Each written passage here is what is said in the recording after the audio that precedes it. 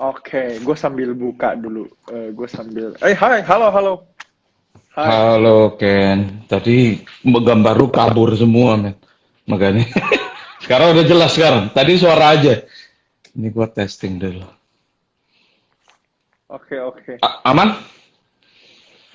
Aman kok, aman kok. Aman. Gimana kabarnya Ken? Gitu, teman-teman semua. Baik, baik. Iya.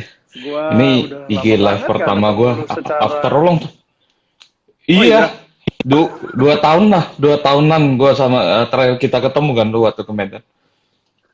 iya benar-benar 2 tahun lalu lah, 2 tahun lalu. It's very lama. Gila lama banget. Iya. Lu, Nih gua lu sekarang udah di Medan nih atau di Jakarta? iya, gua di Medan. Baru, I think around like 3 hours ago. Kan. Oke, oke. Gak ada jet lag ya, Ini langsung live ya. mana ada jet lag? Gue kalau sekarang kalau di pesawat kemana udah takut men. Aduh kan. Udah sempat traveling kan dari tahun lalu. Em, ada sih. Gue travelingnya ke Bali, Lombok, honeymoon kan kemarin.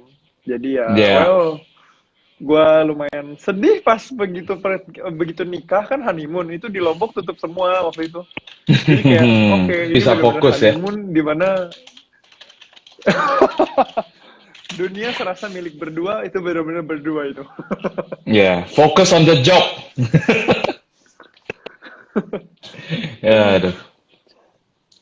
So kok gue Yap. ini apa gue penasaran kenapa lu jadi gue nggak tahu nih teman-teman udah pada follow Kokris atau belum, tapi kalau lu belum follow Kokris gue saranin lu follow Kokris karena gue suka Thank you. sama pemikiran-pemikirannya Kokris dan menurut gue yang unik adalah gak banyak orang yang apa ya nggak banyak orang humble ya menurut gue di zaman sekarang yang serba investing tuh jadi overrated menurut gue dan semua orang ngomongin seakan-akan dia paling hebat. Kokris gue udah kenal dari 2 tahun lalu. Kokris ini hebat tapi dia nggak memunculkan kalau dia itu hebat. Itu yang gue suka dari Kokris. Banyak yang lebih hebat kan. Iya, ini contohnya, ini Iya. contohnya. Kokris bilang ada yang lebih hebat, padahal dia juga hebat. Gua tiba-tiba touching on that ya, gua tadi baru denger gak tahu interviewnya siapa, ada satu orang yang contrasting dua hal, quiet dignity sama cheap signaling, kan. Hmm, Jadi kayak di mana orang dulu kan yang apa ya, maksudnya mereka mawas diri, jadi there's a dignity, quiet dignity in that. Tapi sekarang itu yang terjadi banyak itu cheap signaling. Di mana kita itu posting apa lebih dari kenyataan. I think this is the culture that I think we need to work on lah as a society. Anyway, back to you. Balik lagi tadi tiba-tiba kepikiran aja. Ya. tapi itu memang penting juga sih kok. Menurut gue apa yang lu barusan ngomong mawas diri. Mhm. Gue bersyukur gue ada di apa ya? Gue kalau Gen Community. Z, ya apa ya? Mhm. Bahasanya tuh gue bingung mencerna bahasanya. Tapi benar yang lu bilang orang-orang yang lebih usianya tua daripada gue, mereka lebih mawas diri dan kalau gue ngeliat usia yang teman-teman angkatan di bawah gue, nah itu Mhm. ya chip signaling yang lu bilang itu emang bener gitu, emang bener adanya. Ya, ya. Ya kita, gue bersyukur ada di tengah-tengah yang kayak gue bisa ngeliat dua-duanya dan oke, kita harus tahu nih apa yang mesti kita lakukan. Oke. Gitu. Oke, balik lagi. Jadi Ya. topiknya tuh kali ini kok adalah the next big thing. Jadi kemarin tuh kok Chris sempet ngomong kalau the next wave itu udah bukan finance. Karena dari gue sendiri ya, gue ngerasain banget kok. Di 2017 ketika gue ngomongin finance, itu nggak ada orang-orang lain yang ngomongin finance. Well, ada sih Benar. waktu itu Joska. Joskanya udah nggak ada juga. Masih udah boleh ngomong nama sekarang. Dulu J. Ya, ya enggak, ini kan emang kenyataannya. Gitu, gue ngomong faktanya kan. Jadi, Ya. nah terus semenjak corona ini kan orang-orang jadi pada ngomongin finance. Nah, gue Ya. yang udah di industri ini dari 2017, dan gue mulai investasi dari 2012, gue ngerasa sekarang investing is quite overrated. Jadi orang-orang seakan Benar. ngomong investing dan semuanya ngomongin itu. Nah, Ya. eh, the next thing-nya malah menurut lo bukan finance. Terus apa Ya. nih? Nah, mungkin kita take a step back ya. Maksudnya, gua sebenarnya, maksudnya dalam hidup saya itu suka kita hidup di dunia itu gak di dalam satu vakum ya. Kita itu bagian dari sejarah yang mungkin sadar atau enggak dunia ini udah ribuan tahun sejarah manusia. Sering sekali kita fokus banget what's happening today and tomorrow. Padahal sebenarnya kalau kita lihat di kita tarik ribuan tahun lalu, ya mungkin gak ada banyak kejadian-kejadian penting yang benar-benar truly life changing ya. Ya mungkin ada beberapa lah, misalnya 2000 tahun lah kan, 2000 tahun lalu Yesus datang misalnya. Nah, itu life changing. Kemudian ada misalnya ada di dalam history ada misalnya perang dunia, ada pandemi. Jadi sebenarnya kita itu terlalu dan saya sering bilang ya, salah satu ada beberapa superpower yang kita bisa punya as we live to you. Salah satu superpower adalah kemampuan kita untuk bisa transcendent dari waktu sekarang, keluar dari sekarang, dan melihat ke masa lalu dan masa depan. Nah, masa depan itu Anda tahu sendiri di dalam dunia finansial, ini merupakan sesuatu yang sangat penting juga. The ability to plan 10 years, 20 years, 30 years ahead, itu sebenarnya superpower. Manusia secara alami tidak bisa mengalami itu, tidak bisa melakukan itu. Makanya perlu training, perlu financial coach, financial planner gitu. Nah, yang yang mungkin sering kita lupakan sebenarnya adalah ketika superpower untuk melihat ke belakang. Nah, itu sesuatu yang Hmm. sadar atau enggak ya. Ja- kita jangan bilang history, even dalam kehidupan kita ya, kemampuan untuk reflect the past and learn from it ya. Karena kita get Mhm. the wrong lesson juga. Dan buat saya itu penting banget. It will make us a better person. Nah, makanya saya percaya dalam hidup itu, kita itu hanya satu bagian dari begitu istilahnya jangka waktu yang begitu panjang. Nah, konteksnya itu seperti apa? Kalau kita lihat ya, di dalam dunia kita observasi dalam history ada yang pattern, namanya pattern yang saya sering katakan, saya lupa saya dari mana dapat pattern ini, tapi itu mungkin kebentuk sendiri. Uh, Perang, there's a war, there's peace and prosperity. Kemudian yang bagian tiga itu flourishing. Flourishing kalau misalnya kita bahasa Inggris itu kan ledakan yang flourish lah. Kehidupan semua itu kayak bisa dibilang kayak kalau bahasa Indonesia perkembangan. Tapi perkembangan mungkin nggak gitu apa ya. Mungkin flourish itu jauh lebih ke capture. Nah mungkin flourish bisa kita bilang zaman Renaissance ya. Zaman Renaissance itu banyak art. Itu tiba-tiba berkembang. Nah kita lihat dari tiga pattern ini. Pattern pertama kan selalu ada yang namanya jenderal. Perang nih.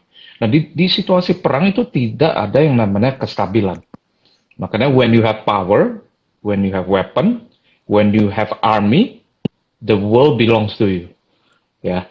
Jadi Oh. istilahnya warrior, like warlord itu powerful banget. Nah hari ini mungkin ada gak?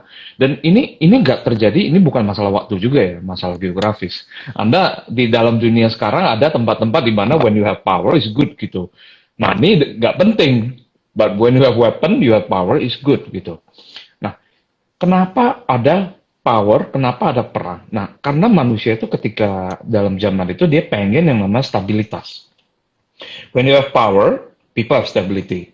When no people have power, itu society, masyarakat itu gak imbang kan, gak stabil. Nah, kalau lu gak stabil, apa yang terjadi? Kita hidup day by day. Hmm. Kita boro-boro mikir 1 tahun lagi. Tahun ini saya makan apa, besok, hari ini saya makan apa, besok makan apa. Nah, jadinya orang tidak akan plan jangka panjang.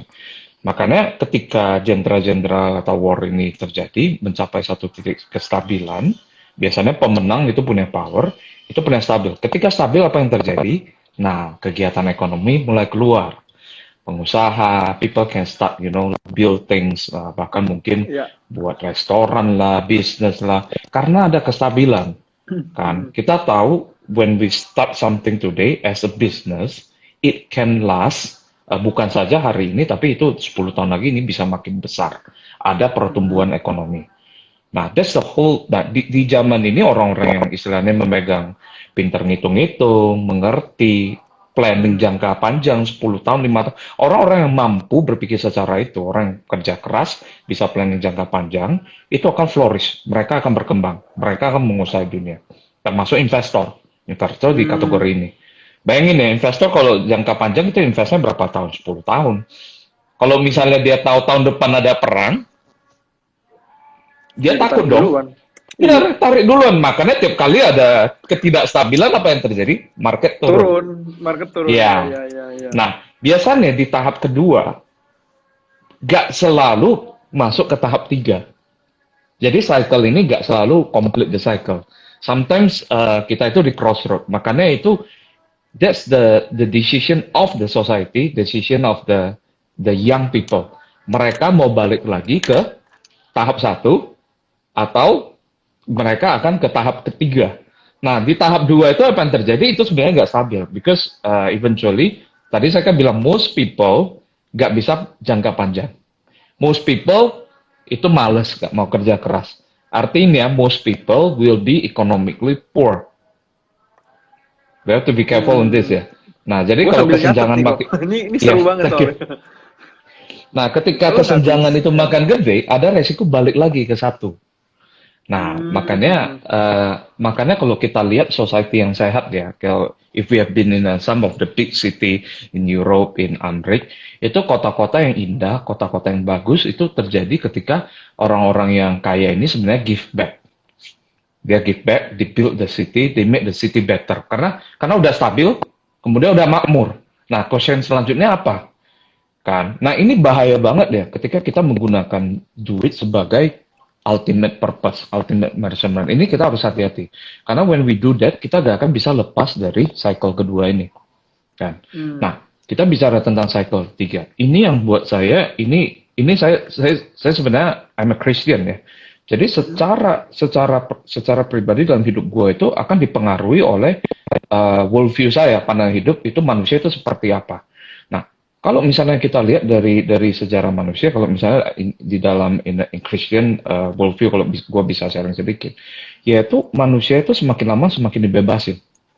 Dibebasin Hmm. itu bisa ultimately create something freely. Create something freely. Ini dua hal yang harus penting ya. When you create something doang, itu belum flourish. Karena ketika kita kerja, tapi kalau kita kerja gara-gara gaji, we are not truly free. Tapi kalau kita bekerja freely, itu buat saya itu pencapaian tertinggi dari seseorang. Kemampuan untuk ini sama. When you love, you have to love freely juga. Itu yang sangat berharga. Sama juga seperti kalau kita menghasilkan sesuatu, apakah itu kerja, apakah itu kita berbisnis.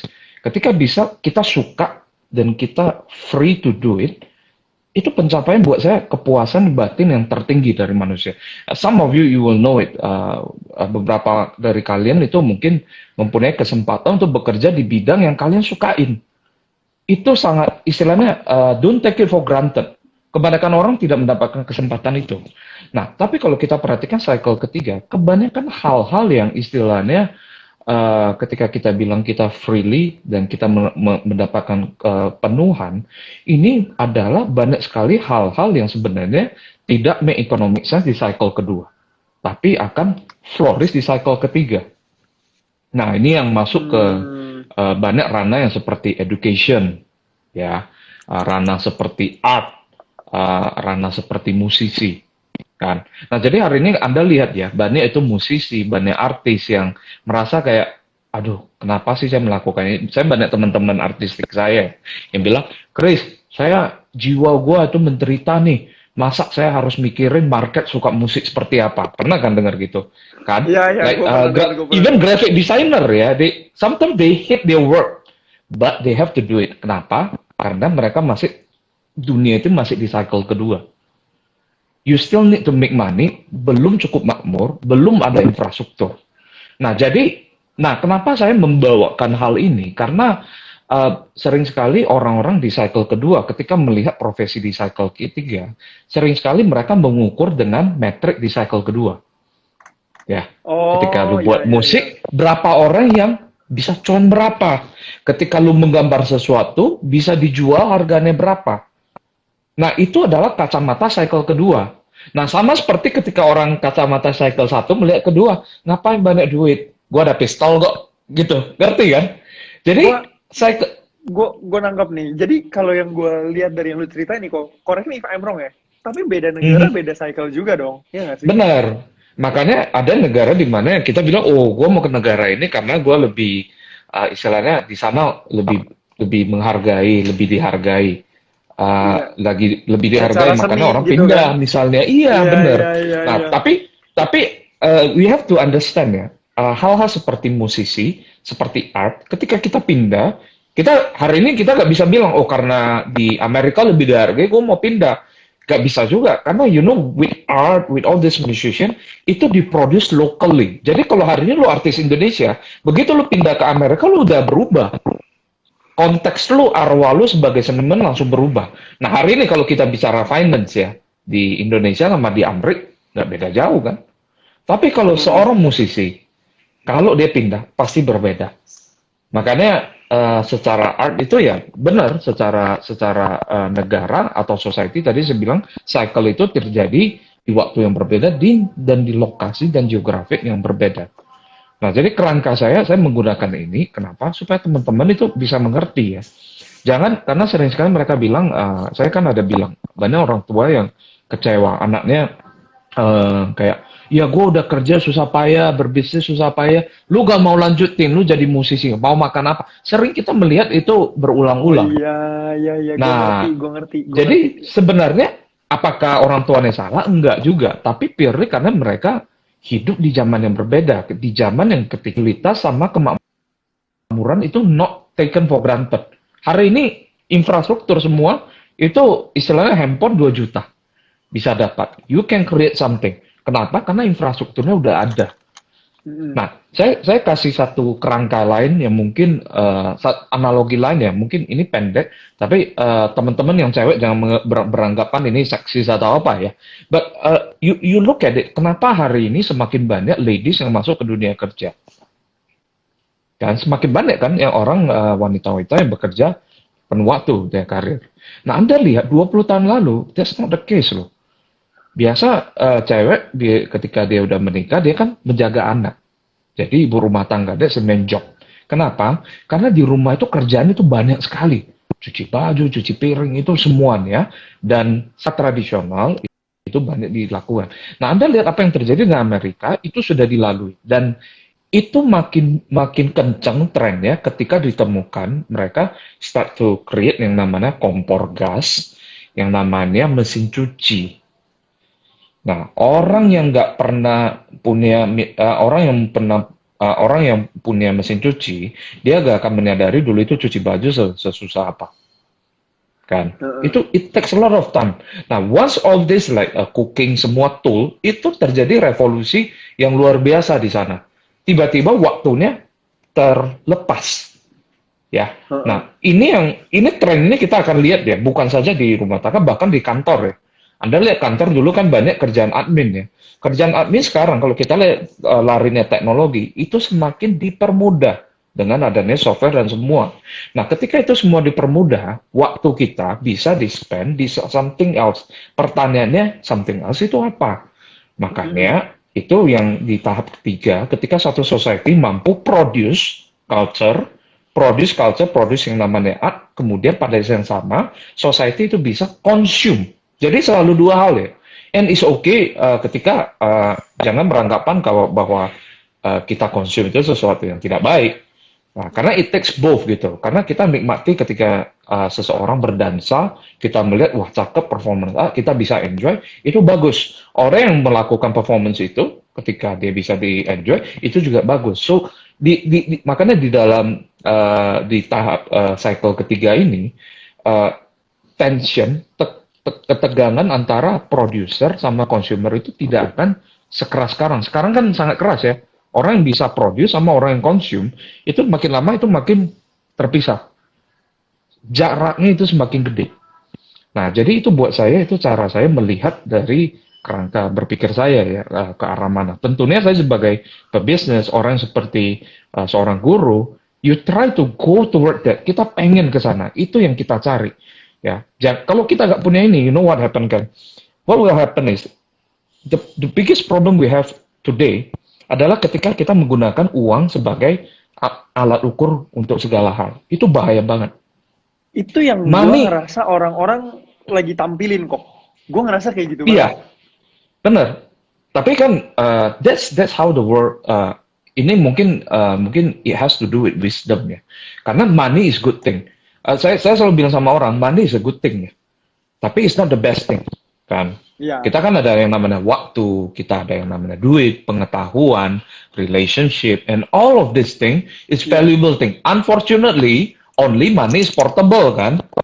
Kalau gua hari ini kasih ke lu pengetahuan, mungkin lu merasa berharga, kan? Tapi saya kasih orang-orang di tengah jalan yang gua ketemu, gua kasih pengetahuan belum tentu bisa gua transfer. Mereka terimanya cash.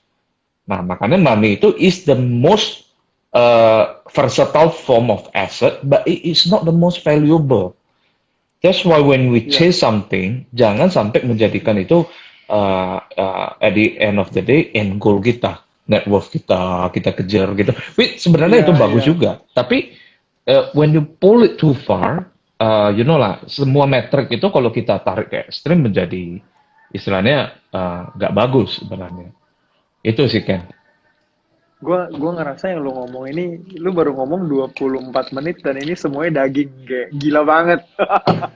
Soalnya Thank you. yang lu ngomong, gue setuju sih. Dan gue nggak tahu ya, bisa dibilang gue salah satu admirernya, gue admire Ko Chris karena Ko Chris punya pemikiran yang seperti ini.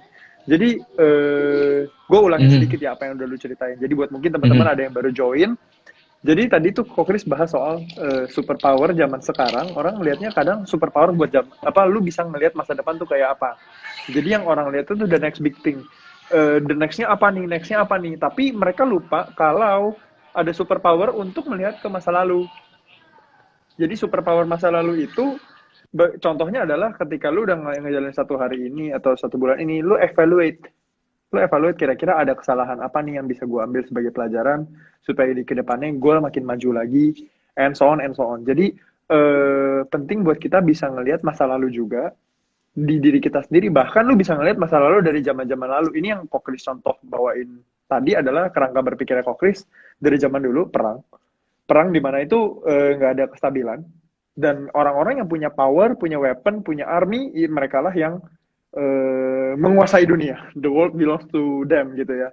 Nah, di ketika no stability, nah nanti ketika udah perang terjadi, yang menang punya power, lalu kestabilan terjadi.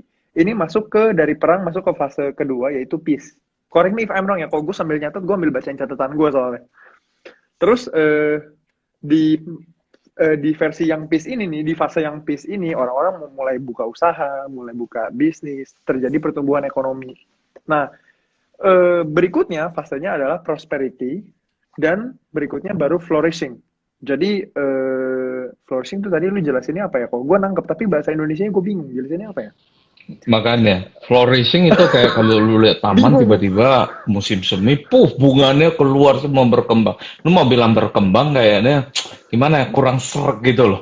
Tapi kalau flourish itu Ya, kayak push gitu gimana ya? Susah juga gue. kayaknya mungkin Ih. kalau gue boleh pinjem bahasanya tuh flourishing tuh era dimana karena semua orang itu punya uang banyak ya, maksudnya punya uang lebih berada dibanding sebelumnya. Di situ kalau gue boleh contoh ya, mereka bisa mengeluarkan uangnya untuk hal-hal yang seperti art. That's why dia Hmm, dia bisa beli mahal art. Kalau tadi Kokris cerita art, dia hmm, bisa beli mahal untuk barang-barang yang sebenarnya kalau di era-era sebelumnya itu nggak kelihatan ada harganya. Makanya kalau tadi Kokris kasih contoh itu, seni di Indonesia mungkin harganya bisa lebih rendah dibandingkan di luar negeri. Di luar negeri itu, di negara-negara mhm, maju khususnya, seni itu sangat dihargai karena memang mereka negaranya negara maju dan punya perputaran uang yang lebih besar, sehingga untuk ngeluarin uang untuk beli seni yang dia suka, bukan yang dia butuh, dia suka, mereka berani bayar.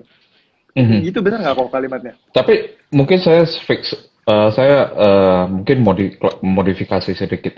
Nah, ketika lu bilang beli seni ya di harga berapa, ini jujur menurut saya pribadi ya, itu masih dengan kacamata cycle 2. Karena kalau Oke. ketika Anda lihat ya bidding-bidding, dengan harga yang lebih tinggi, itu Anda lihat ya banyak yang sebenarnya nggak ngerti juga. Cuma ketika dia beli, Wih, Emosi. gue dapat barang mahal nih, 30 juta misalnya. Atau misalnya gue bisa tanda kutip banyak cara untuk menyuci duit juga lah. Ada dengan art itu kita bisa bahas di waktu lalu. Tapi itu buat saya kalau misalnya bidding art seperti itu mungkin itu masih di cycle kedua. Nah, kalau kita bicara masalah art, itu mungkin konsumsi art sama producing art itu lebih ke misalnya movie, theater, lu ke konser musik. You know, those kind of experience itu lu bayar misalnya $30 atau 300 ribu, lu bayar tiket untuk dengerin konser musik. Itu food, lu you know can have you been lu pernah gak ke konser musik yang gede gitu kan, kayak band gitu. You know, when we go dari performance seperti itu, jiwa kita full, we feel satisfied gitu, those kind of. Nah, kita nggak bisa ukur dengan duit, you know. Sama seperti ketika Oh, iya iya iya. kita melihat film yang bagus, kita merasa terpenuhkan. When we Oh, itu enjoy good perasaan sih story, ya. Heeh, heeh, heeh. itu mau bilang perasaan, tapi itu after effect dari ketika kita consume culture ya. Dan culture itu banyak sekali ya. Even kalau misalnya uh, kita berdua nih, sorry, kita berdua misalnya lagi duduk-duduk minum wine misalnya, lagi enjoying the Mm-mm, night. Nah, itu juga consuming the culture kan, mm-mm. because to be honest itu gak ada nilai monetarnya kan.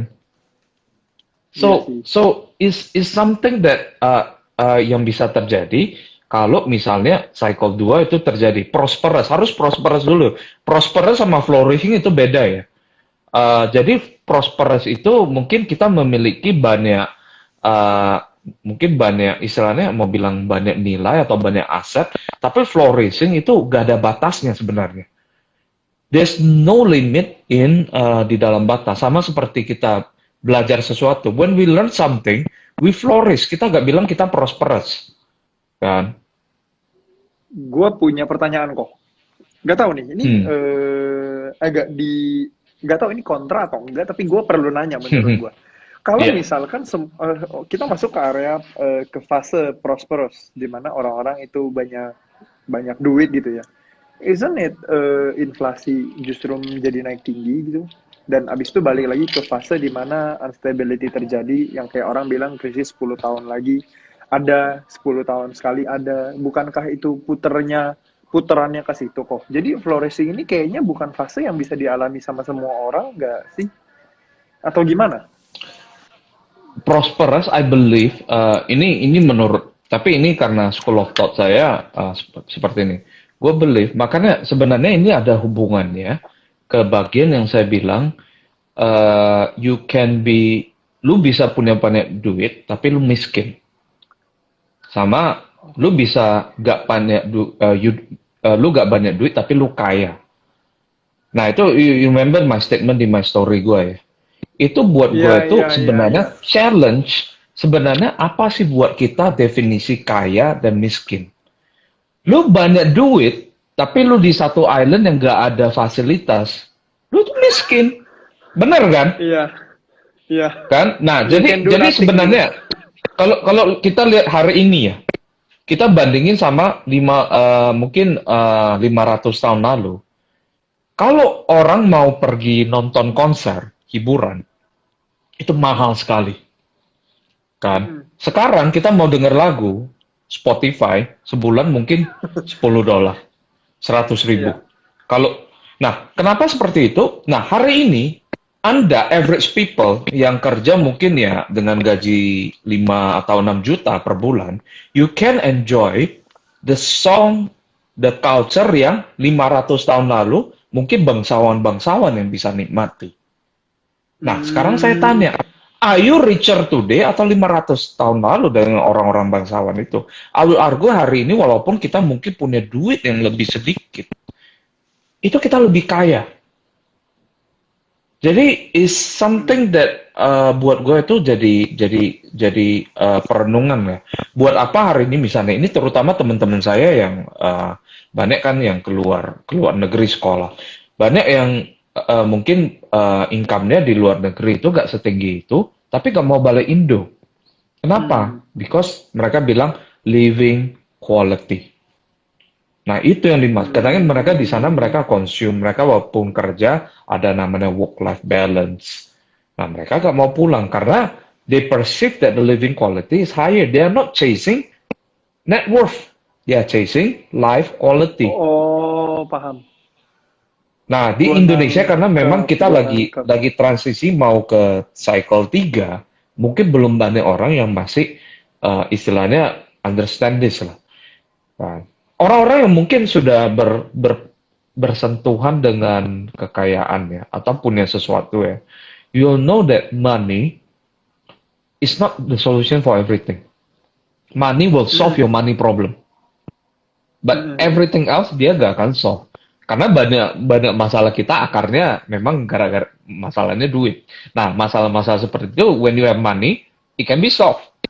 Tapi banyak Mm-mm. sekali yang istilahnya masalah-masalah yang akarnya bukan karena duit, you know, right? Karena cinta.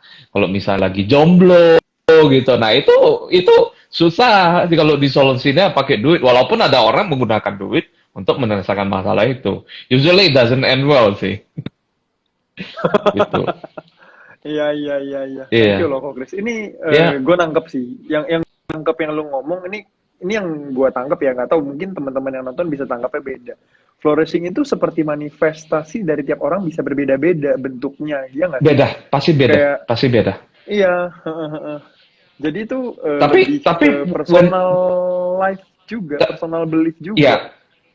Nah, tapi saya ajak teman-teman, ini susah sekali kita bilang flourishing itu seperti it's very hard to define. But ada satu karakteristik yang tadi saya sudah bilang.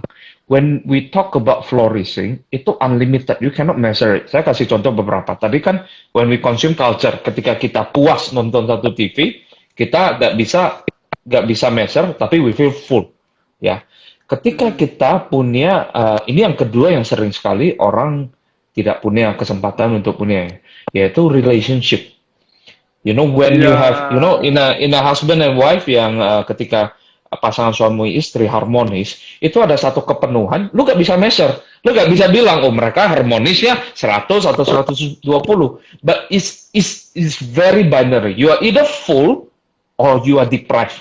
You are either harmoni di dalam satu relationship sampai atau enggak. Nah, bisa nggak kita extension, kita invest? Akhirnya orang-orang yang punya misalnya udah prosperous, dia tidak usah mikirin misalnya kebutuhan 1 tahunnya itu makanannya udah terjaga nih. You know what will happen? Mereka akan jaga keluarga mereka, invest supaya ada cycle 3 di dalam keluarga kecil mereka. Nah, kesalahannya adalah ketika mereka sudah prosperous, mereka tidak berhenti. Mereka lanjut lagi, kan? Mereka lupa bahwa mereka itu selalu hidup di cycle 2. Walaupun mereka sebenarnya udah punya duit, makanya manusia kan makan Iya. cuma istilahnya 3 kali sehari kan.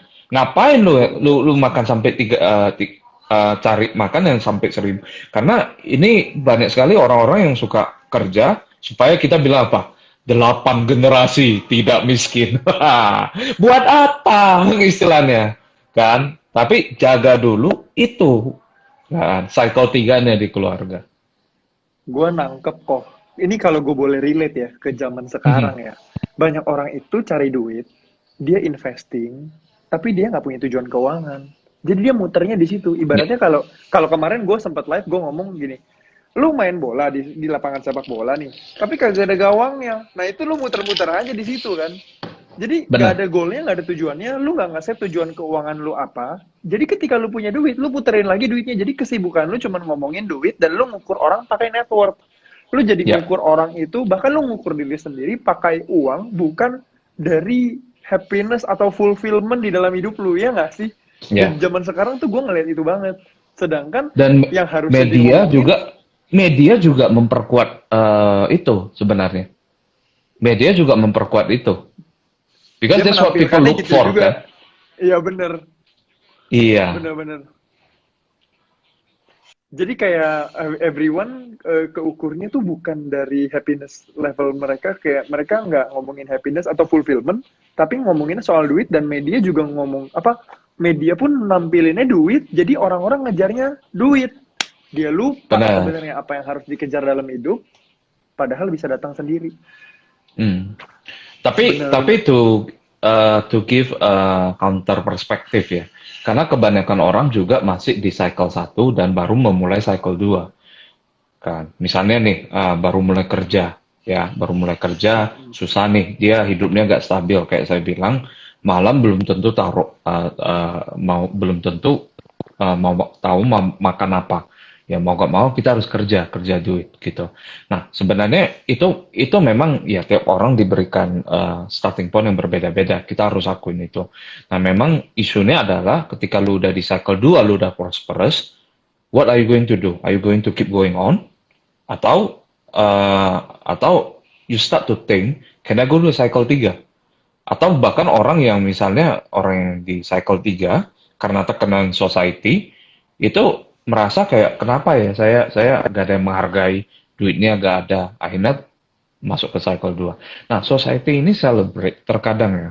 Ini yang kadang kita sedihnya, mereka celebrate di cycle 2. Ketika musisi pun terkadang dihargai dengan berapa tiket yang dijual. Dan kadang sayang sekali lah.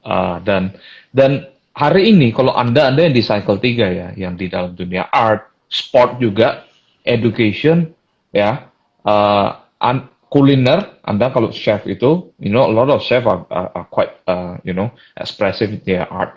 Nah, kalian itu adalah orang-orang yang minoritas hari ini. Because you are ahead of the rest of people. Kalian itu orang-orang yang merasa nggak perlulah saya makan 3 hari, gue menderita, saya lapar pun nggak apa-apa. Saya ada satu temen gitu, dia bilang, yang penting gue jadi, saya tiap hari makan Indomie nggak apa-apa, Ken. Ini orang-orang yang nggak perlu prosperous, nggak usah cycle 2, dia langsung loncat ke cycle 3. Nah, itu yang saya argue bahwa di next cycle, apa yang where we are headed now, hopefully kita nggak turn back to cycle 1 ya, karena it happens before. Iya. Nah, if we are going through the next cycle as a society, ini adalah orang-orang yang akan berperan secara utama. They will define our society, our history, our culture. Lo percaya deh, kan? Karena lo hari ini lihat ya, Ken, ya. Kalau kita lihat ya, tahun lalu, orang kaya siapa? Atau 100 tahun lalu, orang kaya siapa? Cuma Orang-orang bisa yang dihitung tangan lah. Dihitung tangan kan? iya, Palingan mereka Rockefeller menguasai dan ini G. biasanya, menguasai, iya Tapi, betul. Mereka tapi nguasain musisi siapa? infrastruktur lah. Heeh. Musisi siapa? Seniman besar itu siapa? Itu banyak sekali yang kita ingat. Nah, makanya orang-orang yang berpikir, gue mau kaya sekali supaya jadi legend, that's very hard. That's a wrong way to go. Kan? Jadi, Bu, nih gue nggak tahu nih, mungkin teman-teman ini yang nonton ada yang konten kreator nggak ya? Tapi gue ngerasa banget sih konten kreator aja dibanding dengan 10 tahun lalu konten kreator itu kita kan bergerak di bidang seni sebenarnya ya nggak sih? Kayak lu Benar. mikir kira-kira apa yang lu suka dan apa yang bisa lu deliver to society gitu. Ya, well di awalnya ada aja Ya, yang bisa hoki langsung, bukan hoki ya, dia tahu marketnya mungkin, lalu ya. tiba-tiba jadi besar, dan ada juga yang belum dan juga yang akan besar. Dan menurut gue apa yang kita kerjakan sekarang, even itu mungkin belum disukain, kalau kata Gary Vee ya lu mendingan tetap lakuin itu terus aja, yang penting Benar. lu kok kalau kata Gary Vee yang penting lu konten. Jadi apa yang lu Ya, bikinin konten, dan itu pasti bakalan bakalan berbuah di waktunya ya. gitu, iya nggak sih? Nah, Hmm. tapi kan lu lihat ya, di cycle 3 nanti akan terlihat beda antara artisan, orang-orang, atau misalnya influencer. Content creator sama influencer akan terbelah jadi dua. Akan kelihatan. Nah, saya Gimana saya tuh kok? mungkin define lebih apa. Nah, tadi lu bilang bahwa kayak lu itu seni. Lu bukan seni. Lu itu educator. Heeh. Because you teach people about financial. Ya, sebenarnya bukan seni juga. Nah, kebetulan ada orang yang mungkin musisi atau olahragawan yang mungkin sosmed, apakah itu mereka art, enggak juga. Yang mereka lakukan, sosial media itu hanya sebuah medium. Ya, sebuah medium. Nah, hari ini lu Iya, cabut nih iya betul. mediumnya. Nah, kalau lu cabut mediumnya, kalau misalnya sosial medianya lu buang, you can easily replicate. Karena value terbesar lu adalah apa yang lu produce, apa yang lu ajarin. Nah, banyak sekali hari ini lu lihat ya, yang kopi-kopi, lu tahu kan? Ada yang modalnya kopi-kopi konten doang, itu akan mati. Kenapa? Itu secara apanya hulunya tidak ada. There's no value in that. Mereka dapat duit, Iya. kebetulan dimonetize, kebetulan followernya banyak mungkin kan. Nah, nanti di cycle 3 akan terjadi karena yang terjadi adalah cycle ketiga kalau kita lihat sosial media banyak nih tools-tools yang dikeluarin yang tersedia yang mengizinkan orang-orang seperti Anda untuk optimize based on revenue, bukan on eyeball. Bukan berdasarkan likes, bukan berdasarkan view, tapi berdasarkan revenue. Coba think about that. Masuk akal sih. Sebenarnya yang penting revenue atau like sih kalau disuruh milih. Masuk Benar akal kan? sih. Ini gue ngerasa jadi fasenya mundur ya nggak sih? Mundur gimana? Mundurnya jadi kayak ya semua diukur dari duit lagi, bukan ke Enggak. stories. Tapi when you hari ini banyak sekali yang istilahnya ketika dia masuk ke sosial media dia mau nggak mau dia ngejar eyeball because of what? Iya. Karena toolsnya tidak mengizinkan Anda monetize. Social media and some of the tools today force you to optimize virality, to optimize eyeball. Kan? Padahal sebenarnya kalau Anda hari ini sebagai kreator, kan, sebagai seorang yang mungkin artis atau apa, actually hari ini kalau saya tanya lah Ken, lu sebulan 300 juta, oke? Okay? 300 juta misalnya sebulan. If you can make that, a lot of these artists will be happy.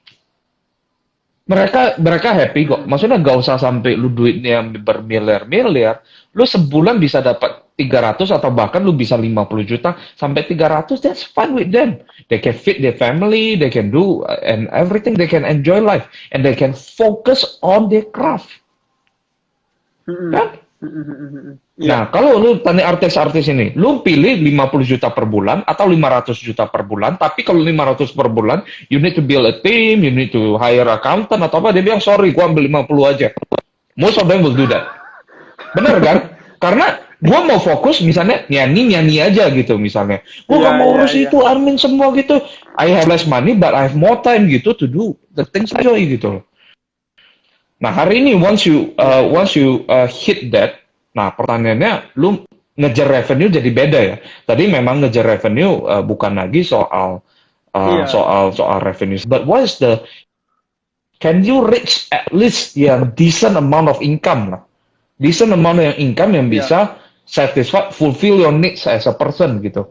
Yang bisa mengizinkan lu prosperous dulu. Sekarang itu nggak bisa. Gue ada data ya. Kemarin itu lagu itu diputar nggak salah 300.000 kalau nggak salah. Itu dapatnya ya, itu cuma $4 di Spotify. Sih. Wow. Nah, makanya ini saya cerita dikit evolusi musisi ya. Sakit Musisi juga ya. sakit makanya lu gimana mau hidup? Lu kali berapa untuk bisa apa? Mungkin $500, 5 juta. 100 kali berapa ratus ribu, 2 jutaan. You have to be very, very famous to do that. Nah, jadinya dulu itu kan si musisi kan ada yang namanya label lah. If you look at the whole industry, label itu yang dapat duitnya. Kenapa? Mereka kontrol distribusi.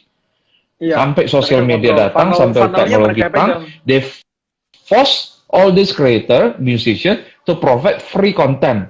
Nah, akhirnya Iya. gara-gara pembajakan juga, mereka jadi makin kere, nggak ada duit. Nah, but what happened is kalau lu lihat dari jangka 2010, mungkin waktu-waktu seperti itu banyak musisi yang mulai rajin jual tiket performance.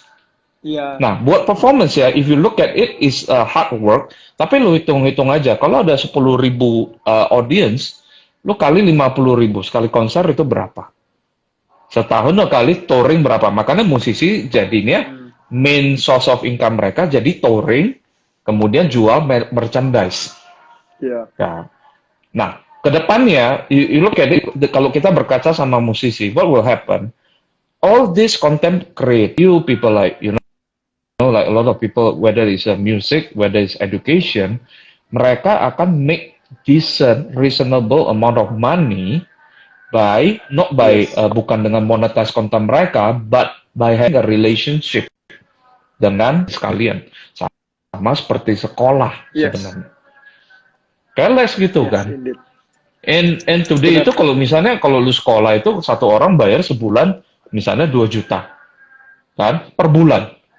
Happy lah istilahnya if you can have that, right? Cuma sekarang itu agak susah because your content itu biasanya di-consume locally. Jadi lu di Jakarta gitu kan. Hmm, Hampir iya, sama iya. seperti guru les lah gitu.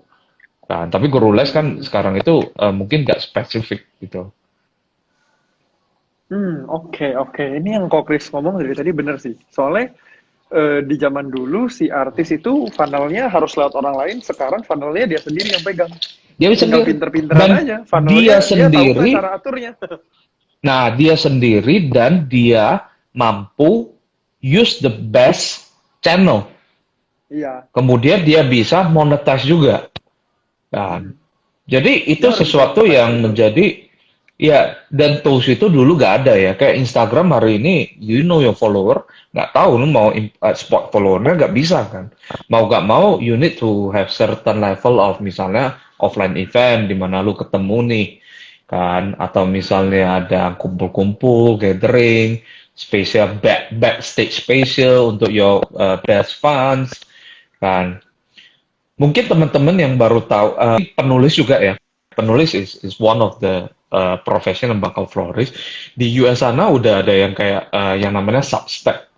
Nah, Substack itu kalau kita perhatikan, evolusinya dulu kan dari blog. Kita blog, tulis. Hmm, Nah, koran dulu sebenarnya koran. Koran itu kita tulis, yang monetize itu perusahaan koran kan. Biasa ya jurnalis itu mereka komplain lah duitnya sedikit. Nah, kemudian muncul yang nama blog kan. Nah, blog itu masih belum begitu kuat. Nah, sekarang itu the next iteration itu yang mirip dengan Substack ya. Substack itu dia langsung langganan langsung. Tahu nggak orang yang kayak misalnya gue ada langganan ya, ada beberapa penulis dia cuma charge $20 per bulan. $20 per bulan satu dia dapat dia launch mungkin 4 sampai 6 artikel yang bagus-bagus, yang kualitinya super. You imagine, Anda ada perlu oke. 1000 subscriber. 1000 subscriber kali Iya, 20 itu udah 20.000 loh. Dua iya, puluh wah, ribu, lu hitung-hitung. Ya, mungkin lu gak mau 20.000. Bilanglah kita 5.000 per bulan. You only need sekitar 250 orang. Nah, 250 paying customer. Kalau misalnya lu nggak bisa dapat 250 orang yang mau bayar 250 $20, that means your work is shitty gitu. You should not be a writer gitu. Kan? Sama iya, sama iya, iya, seperti iya. penyanyi kan. If you cannot get in 3 years time ya, 200 sampai 300 orang yang ngikutin your work, you should consider quitting. Itu kan. Karena memang nggak ada market, memang is either marketnya nggak ada atau your work is shitty gitu kan. Shit. Nah bayangin dengan seperti itu lu gak usah admin, lu gak usah accounting, you can do it by yourself gitu. So that's what happened in the writing di dunia penulis sih.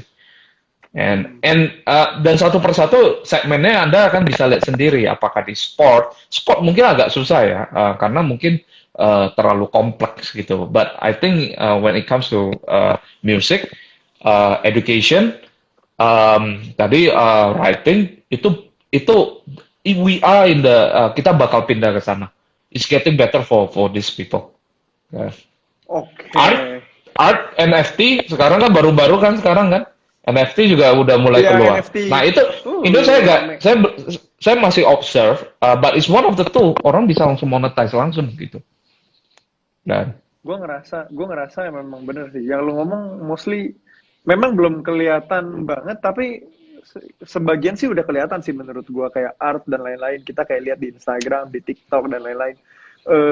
Mungkin kalau boleh gue rangkum dari yang lu ngomong, correct me nanti ya kalau gue salah ya.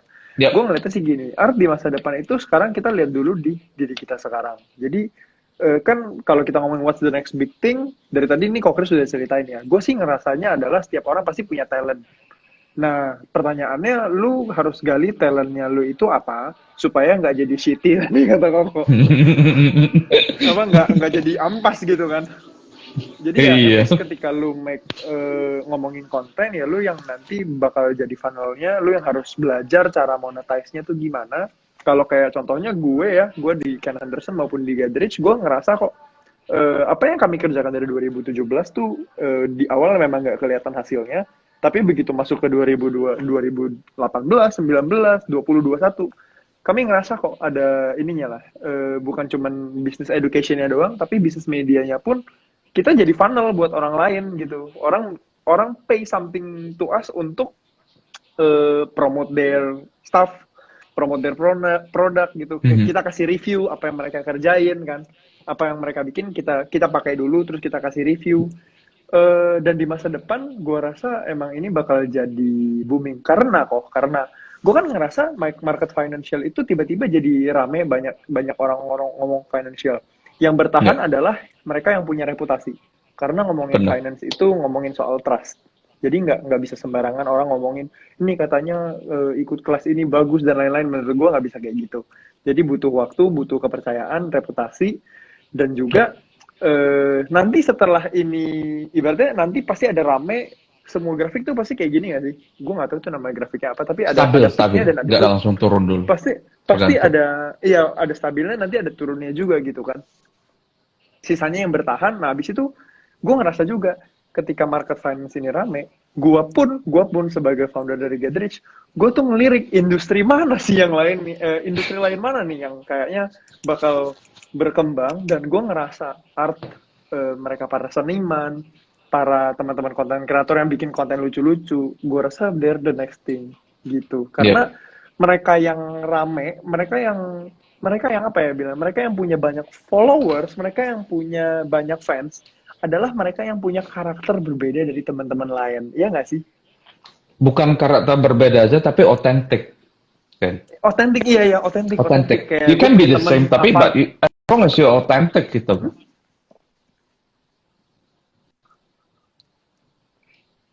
Sorry Sorry putus nggak tadi. kedengeran kok. Nggak, I was saying that authenticity sih. Iya, iya, otentik, betul betul. Jadi nggak bisa, kalau nggak bisa sama, maksudnya dia punya ciri khasnya dia sendiri gitu kan. Kayak si si Avan temen gue, dia punya ciri khasnya sendiri. Terus kayak gue lihat di botak TikTok, dia punya lucu, dia punya khasnya sendiri, dan Iya. dia punya karakternya, dia ada otentiknya dia gitu. Dan PR-nya sih buat preparation, ini yang gue tanggap ya, buat preparation, buat lo semua yang lagi nonton, prepare buat masa depan ya, lo mesti cari otentiknya lo tuh ada di mana gitu. Itu sih yang gue tangkap. Gimana dari Kokris? Bener sih. Jadi sebenarnya gue encourage teman-teman ya. Istilahnya sebenarnya if you can lu dapat kesimpulan dari yang percakapan panjang itu, dan jangan jangan takut sama sama like pursuing sesuatu yang lu pengen kan. Is something that kalau lu benar-benar if you are good at what you and if you love it, don't give it up just because itu gak produce net worth buat lu. Jangan give up karena menurut lu itu, oh di mata dunia itu gak valuable. Terutama ya kalau misalnya lu di cycle satu ya susah lah kan. Orang lagi bertempur tembak-tembakan lu di sana nyanyi-nyanyi ditembak juga. Cuma sekarang we are in the Lu middle of ditembak them. coy. Ya makanya you are in the middle of two and three gitu. And I think is buat buat generasi depan if you have kids, encourage them to do the best work kan. Karena mungkin generasi sebelumnya gak punya kesempatan itu because they are building the foundation for ours gitu. But we are as the next generation we are responsible to give back, to give. Kita buka lapangan sebesar-besarnya untuk orang-orang ketika kita lihat teman-teman kita yang di apa kita harus belajar appreciate juga kan. Bukan masalah duit ya, money is one thing kan. Gua sebenarnya ya mungkin salah satu mimpi gua di kota gua ini di Medan ada satu teater sebenarnya. Teater yang bisa orang buat performance gitu kan. I love musical kan. So, gua pengen di kota gua ada satu. Cuma kemarin pas saya cek, teater itu is not cheap kan. Jadi gua sekarang stop di Buat tontonnya nggak coworking murah ya. space lah. Dia gua stick di coworking space aja. Gitu. Iya, iya, oke lah, oke lah. Kok ini kita 3 menit lagi kan kelar nih. Gue Oke. mau tanya dong, menurut lu pesan apa yang paling penting buat lu sampaikan ke teman-teman semua nih? Abis itu baru gue tutup. Nah, buat gue itu hidup kita is quite short lah. Hidup kita pendek banget dan I think it's worth it only kalau misalnya kita spend hidup kita untuk doing something meaningful, kerjaan yang meaningful, kerjaan yang impactful. Meaningful. Dan hidup kita itu at the end of the day ketika kita meninggal orang itu gak tanya rekening banknya ada berapa sih. Nah, jadi buat gue itu at the end of the day ya bahkan kalau lu misalnya lu kerja pun lu pensiun dari perusahaan orang juga kasih cuma plakat kayak gitu. So work cannot be your most work kerjaan kantor ya kalau lu atau bisnismu is important tapi it cannot be the greatest the highest thing sebenarnya. Kan? At the end of the day, orang-orang yang bakal di samping lu ketika lu sakit atau apa ya, saudara-saudara terdekat lu, family lu, make sure you realize the hierarchy of value. Jangan money itu is valuable, but it's not the highest. It's the lowest form of value that we have in this world. Itu dan at the end of the day ya, above that all, above family, your relationship with, God. At the end of the day, bagaimana lu dengan pencipta lu sendiri itu berinteraksi di dalam kerja, keluarga lu, itu jadi satu payung yang membuat hidup kita berarti. So, I think all of us will have a richer life if we can look at the world from this lens. Itu sih. Thank you, Ko Chris. Thank you banget, thank you banget. Thank you buat sharingnya, Ko. Mhm.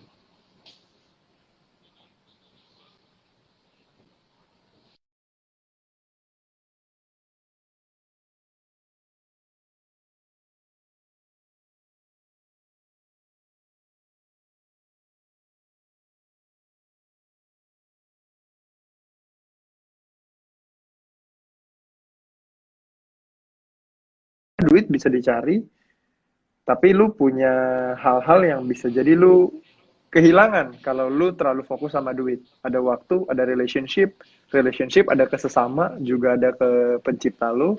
Dan kalau tadi ngomongin soal art, menurut gue, apa yang gue percaya ya, belum tentu sama teman-teman semua. Semua, pasti ada waktunya untuk pohon itu berbuah pada musimnya. Dan musimnya itu bisa beda-beda. Jadi penting buat kita tetap terus pupuk supaya bisa bertumbuh. One day pasti akan flourish dengan sendirinya, ya nggak sih? Benar, benar. So itu aja teman-teman semua. Ko Chris, thank you loh. Thank you banget buat sharing Kita gak jadi gue. kita gak jadi bahas roket ya. Ternyata nggak cukup kok. Gue takutnya ini dalam 1 jam terus Instagram udah nggak, kan biasa live 1 jam ya. Gue nggak tahu nih 1 jam Iya, benar. nggak cukup. Sempat diperpanjang, sekarang diperpendek lagi sih. Makanya gue nggak tahu nih. Gue takutnya tiba-tiba lagi ngomong tengah-tengah mati. Oke. Thank you ya, thank you kok. Well teman-teman semua, thank you banget kalian udah mau ikutan live kali ini. Semoga bisa ketemu lagi di kesempatan lain hari. Gue pun senang banget bisa ngobrol sama Ko Chris. I'm looking forward supaya bisa ketemu Ko Chris langsung. Gue pengen banget bisa dimentorin sama Ko Chris langsung gitu kan. Bis, mentor.